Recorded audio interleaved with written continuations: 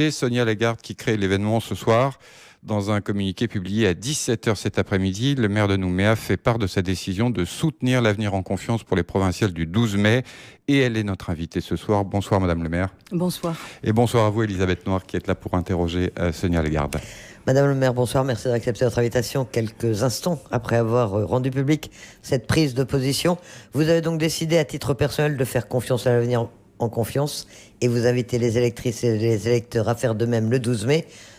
Comment est-ce que vous avez pris cette décision? Est-ce que vous avez mûrement réfléchi? Est-ce que vous avez comparé les différentes listes qui sont en compétition dans la province sud avant de vous décider? Oui, j'ai pratiquement tout lu parce que j'ai été destinataire, comme beaucoup de Nouméens, de Calédoniens, de tous les programmes. Mais pas seulement pour ça, c'est que j'ai toujours, depuis toujours dans ma carrière politique, j'ai toujours souhaité un regroupement des loyalistes. Et je vois que l'avenir en confiance, a réussi à franchir ce cap. Parce que je crois que le temps qui est devant nous est le temps à l'union et non à la division. Ils avaient quelques différences de point de vue et donc je crois que cette échéance électorale du 12 mai a fait en sorte que chacun réfléchisse, que la sagesse était là et qu'ils ont su se réunir pour l'essentiel. C'est l'un des éléments que vous mettez dans le communiqué que vous avez publié. Vous avez toujours souhaité un regroupement des loyalistes attachés aux valeurs de la République française. Et puis il y a cette autre raison manifestement qui vous a amené à faire ce choix, c'est l'avenir institutionnel de la Nouvelle-Calédonie, la perspective des deux référendums. Vous dites qu'on est quand même à un moment particulier de l'histoire du territoire. Oui, bien sûr, mais pour en revenir à ce regroupement, j'ai toujours voulu que ceux qui étaient du côté de la France, qui défendaient les valeurs républicaines, ne perdent jamais de vue non plus une impérieuse nécessité face à l'histoire qui se dessine devant nous. C'est qu'il y ait la recherche permanente du dialogue avec les indépendantistes. Et donc, effectivement, on est à un tournant, un tournant de notre histoire, parce que cette élection provinciale, elle va mettre des élus au Congrès, mais ils auront aussi la nécessité, ce qui est crucial, de se parler, de se mettre autour d'une table pour discuter de l'avenir institutionnel. Et tout le monde doit partager cette chose-là, c'est-à-dire qu'à un moment donné, il faut faire fi de ces différences et pouvoir se mettre autour d'une table, parce que on est aujourd'hui quand même dans un contexte relativement anxiogène et je peux le comprendre, il y a beaucoup d'inquiétudes quant à cet avenir.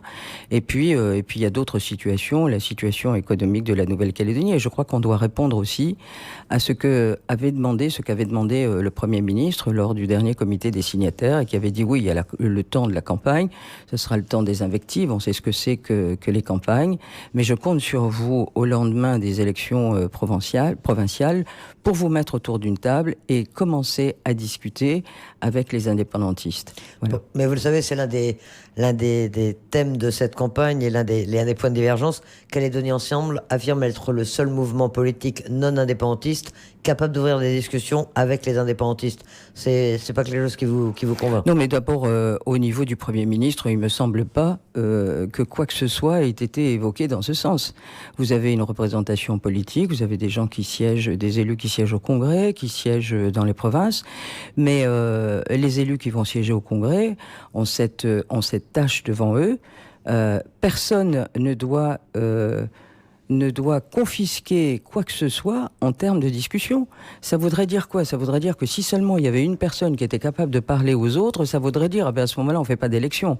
On en prend un, on prend les autres, et puis on les met autour d'une table. Mais enfin, on ne peut pas voir les choses comme ça. La démocratie, elle doit s'exercer pleinement, et c'est-à-dire que tout le monde a son mot à dire, avec sans doute des visions quelque peu différentes, mais il appartiendra à tous, de se parler. Il y a absolument pas d'exclusive en la matière. Et l'essentiel pour vous, de toute façon, c'est au terme de ces discussions de trouver une solution qui permette d'ancrer la Calédonie dans la France. Ça a toujours été votre positionnement.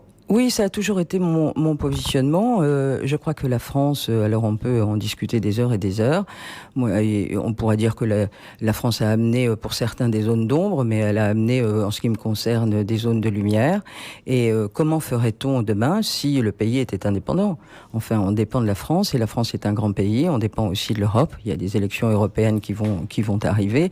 Et je crois que le choix, il doit être le plus sage pour le bien-être des populations. Et moi, ce choix le plus sage pour moi est de rester, bien évidemment, dans la France. Et c'est pour ça aussi que vous apportez votre soutien à la liste de l'avenir en confiance. Vous pensez que c'est également qui sont sur cette longueur d'onde, que vous êtes sur les mêmes convictions? Oui, parce que ça a toujours été le leitmotiv, qu'ils aient été aux Républicains ou qu'ils aient été dans d'autres partis. Aujourd'hui, on parle de l'avenir en confiance parce qu'ils se sont réunis.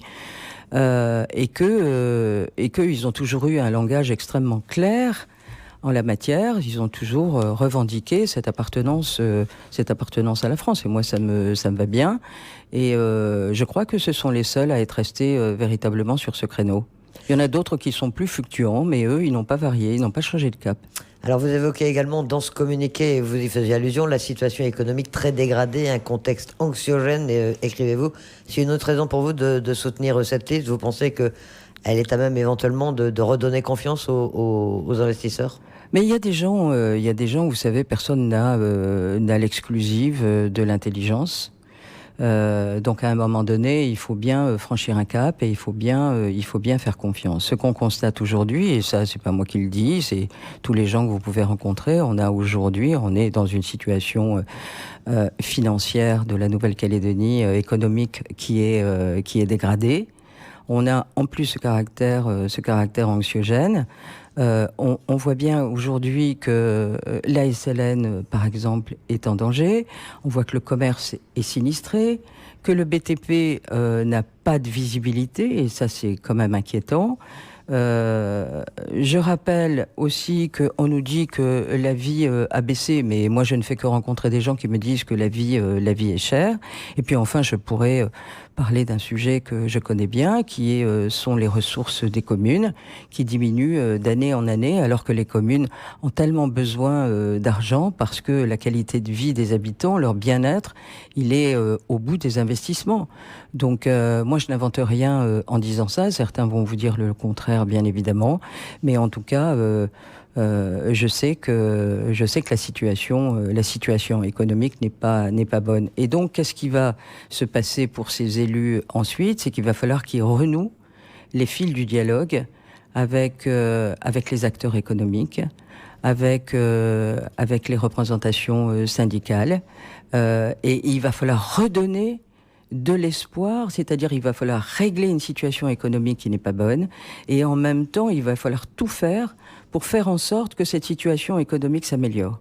Voilà, parce que vous savez, plus le marasme est là, et ça ajoute encore de l'anxiété et de l'inquiétude chez les Calédoniens, et que ça me semble pas de bon augure pour pouvoir entamer des discussions sereinement. Et donc vous appelez au changement? J'appelle au changement. Vous savez, si vous n'essayez jamais rien, vous n'avez rien. Moi, je suis partie à la mairie d'Ouméa avec un slogan qui en a peut-être fait rire certains, mais ça s'appelait « Avec nous, ça a changé ».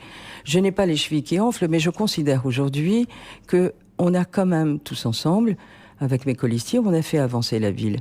Donc, pourquoi je ne ferais pas confiance à l'avenir en confiance pour rétablir une situation? Il y a des gens très très bien et des gens intelligents qui font partie de cette liste, et ils sont armés de courage. Voilà. Je prie mon courage aussi ce soir pour venir vous voir, vous savez.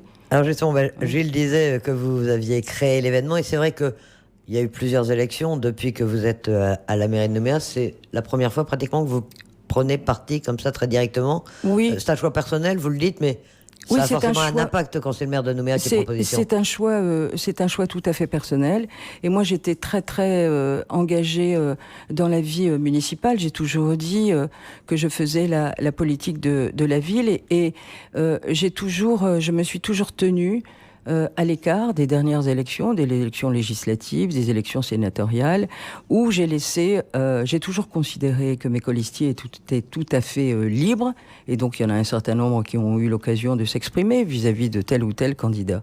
Moi, je n'en veux à personne, parce que cette liberté qui est la mienne, moi, je me considère comme une femme libre, je vous l'ai déjà dit, et donc je me dois de laisser cette liberté, cette liberté aux autres. Donc c'est un choix personnel que je fais. Je demande, parce qu'aujourd'hui, vous avez aussi des indécis. Et donc, moi, je fais un choix. Je ne sais pas si ce choix sera suivi, mais en tout cas, j'invite les gens à réfléchir et à comparer, à regarder une situation actuelle et de se dire que demain, eh bien, le changement peut être là.